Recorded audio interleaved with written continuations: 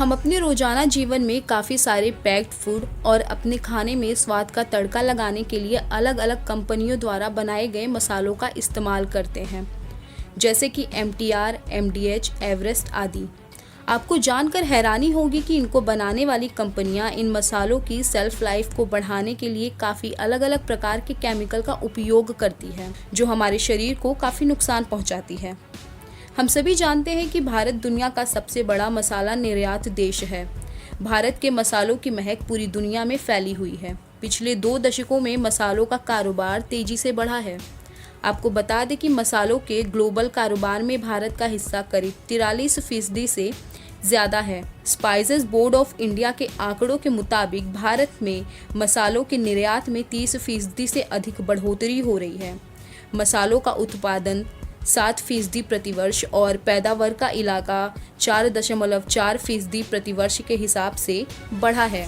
अब आप यह सोच रहे होंगे कि आज अचानक मसालों की बात क्यों होने लगी, तो आपको बता दें कि इसके पीछे एक मुख्य कारण है जिस पर आज हम अपनी इस वीडियो में चर्चा करेंगे। दरअसल हाल ही में खबर आई है कि हांगकांग ने MDH प्राइवेट लिमिटेड और एवरेस्ट फूड प्राइवेट लिमिटेड के करी मसालों की सेल पर बैन लगा दिया है। इन दोनों कंपनियों के इन प्रोडक्ट में कार्सिनोजेनिक पेस्टिसाइड एथिलीन ऑक्साइड की मात्रा ज़्यादा होने के कारण यह फैसला लिया गया है। दरअसल एथिलीन ऑक्साइड एक रंगहीन और मीठी गंध वाली गैस होती है, जिसे एक जहरीला और कार्सिनोजेनिक यानी कैंसर पैदा करने वाला पदार्थ माना जाता है। इसका उपयोग विभिन्न प्रकार के उद्योगों में किया जाता है, जो काफ़ी हानिकारक होता है। इसका उपयोग चिकित्सा उपकरणों, मसालों और अन्य खाद्य पदार्थों को स्टरलाइज करने के लिए किया जाता है। इसके अलावा एंटी फ्रिज, प्लास्टिक और अन्य रसायनों के उत्पादन में भी इसका उपयोग होता है। साथ ही अनाज, फल और अन्य उत्पादों को कीटों से बचाने के लिए भी इसका इस्तेमाल किया जाता है। मसाला कंपनियां इसका उपयोग मसालों को स्टरलाइज करने के लिए करती हैं, ताकि बैक्टीरिया और अन्य सूक्ष्म जीवों से मसालों को बचाया जा सके। साथ ही यह मसालों की सेल्फ लाइफ को बढ़ाने में मदद करता है। मसालों में इस्तेमाल होने वाले इस खतरनाक केमिकल एथिलीन ऑक्साइड के संपर्क में आने से कई स्वास्थ्य समस्याएं हो सकती हैं, जैसे लिम्फोमा, स्तन कैंसर। इसके अलावा भी कई प्रकार के कैंसर हो सकते हैं। इसके संपर्क में आने से खांसी, सांस लेने में तकलीफ और फेफड़ों में सूजन संबंधित समस्याएं भी पैदा होती हैं। साथ ही पुरुषों और महिलाओं दोनों में प्रजनन क्षमता के कम होने का खतरा बना रहता है। इसके संपर्क में आने वालों को सिर दर्द, चक्कर आने के साथ और भी कई समस्याएं हो सकती हैं। फिलहाल इस पूरे मामले पर हांगकांग में बने हुए इन मसालों को बनाने वाली कंपनियों का कहना है कि हमारे मसाले स्पाइसेस बोर्ड ऑफ इंडिया की जांच के बाद बाजार में लाए जाते हैं।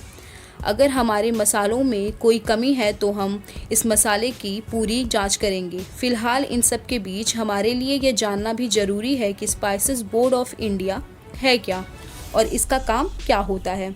दरअसल स्पाइसेस बोर्ड ऑफ इंडिया यानी भारतीय मसाला बोर्ड, यह भारत सरकार के वाणिज्य और उद्योग मंत्रालय के अधीन एक सरकारी संस्था है, जिसका मुख्यालय केरला के कोच्चि में स्थित है और इसका गठन मसाला बोर्ड अधिनियम 1986 के तहत इलायची के उत्पादन और अधिनियम की अनुसूची में दर्शाए गए 52 मसालों के निर्यात प्रोत्साहन की जिम्मेदारी के साथ 26 फरवरी 1987 को हुआ था। इसके कार्यों की बात करें तो इसका काम मसाला निर्यात नीति बनाना और लागू करना, मसालों के लिए गुणवत्ता मानक निर्धारित करना और उनका प्रवर्तन करना, मसाला उत्पादों का पंजीकरण और लाइसेंसिंग करना, मसाला किसानों को सब्सिडी और वित्तीय सहायता प्रदान करना, मसाला अनुसंधान और विकास को बढ़ावा देने के साथ साथ मसालों के निर्यात को बढ़ावा देने के लिए विदेशी खरीदारों के साथ संबंध स्थापित करना।